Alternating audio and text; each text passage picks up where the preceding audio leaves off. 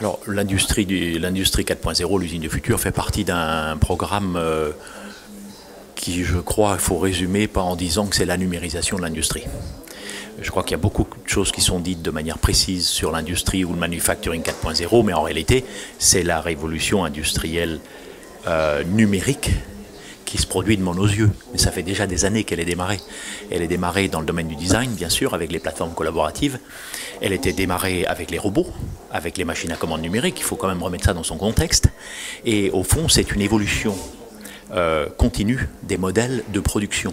La numérisation des moyens de faire et sont devant nos yeux, avec les Fab Labs, avec la nouvelle dynamique des makers, des startups, qui au fond abordent la réalisation de leurs objets intelligents ou de solutions nouvelles de manière très différente de ce que faisait l'industrie auparavant.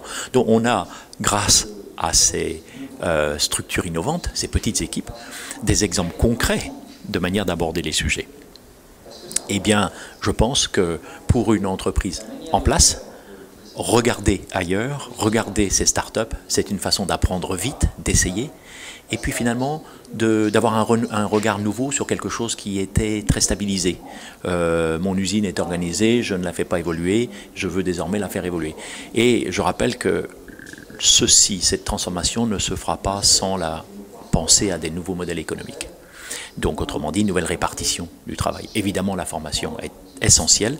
Moi, je crois que la jeune génération peut aider la génération des compagnons qui connaissent le métier à faire évoluer et créer un cercle vertueux d'échanges et de compétences. D'ailleurs, c'est ce que vous voyez dans les Fab Labs.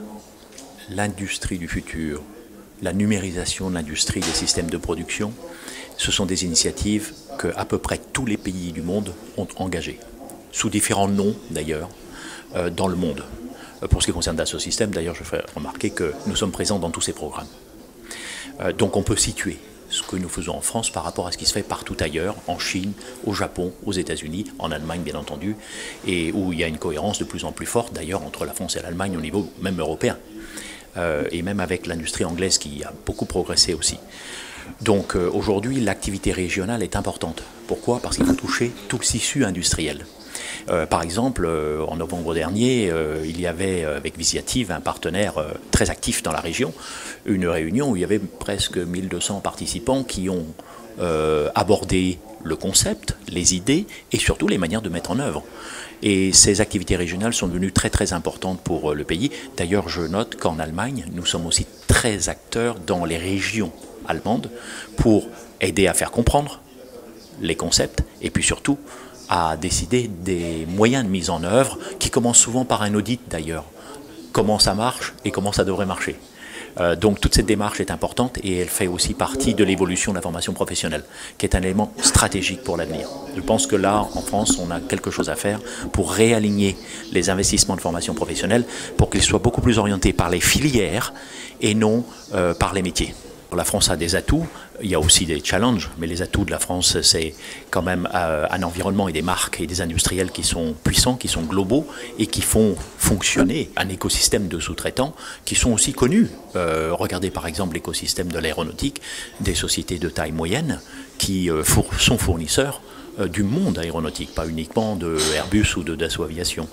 Donc ces cartes-là, il faut continuer à les entretenir et je pense que c'est avant tout désormais le nouveau moyen de concevoir pour produire différemment qui va être l'enjeu essentiel des années futures puisque tout le monde est bien conscient du problème du développement durable, des nouvelles matières, des nouveaux suivis et traçabilité qu'il faut avoir, bref, un environnement dans une économie qui est devenue différente, qui est une économie qui n'est plus une économie de produits, mais c'est une économie d'usage.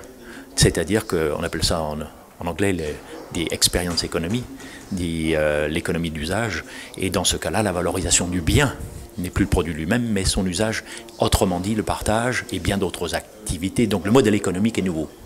Et c'est ça qui va changer les outils de production. Pour être plus centré sur Dassault Systèmes, la réalité c'est que les solutions que nous offrons ont beaucoup évolué dans leur mobilité déjà, c'est-à-dire capacité à être disponible sur des ordinateurs, des téléphones mobiles de manière à pouvoir collaborer, faire le design, simuler la production. la supply chain, mais aussi dans le domaine du cloud.